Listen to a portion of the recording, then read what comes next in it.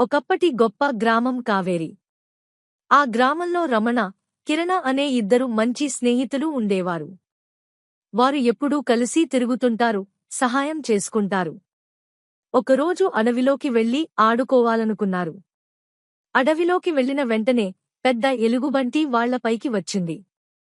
ఇద్దరూ భయంతో వణికిపోయారు. రమణ వెంటనే సమర్థతతో చెట్టెక్కాడు. కాని కిరణకు చెట్టెక్కడం రాలేదు. అప్పుడే కిరణకు ఒక జ్ఞాపకం వచ్చింది.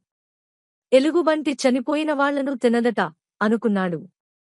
వెంటనే నేలమీద పడుకుని ఊపిరి ఆడకుండా నటించాడు. ఎలుగుబంటి వచ్చి కిరణ వద్దకు చేరి అతన్ని వాసన చూసి వెళ్ళిపోయింది.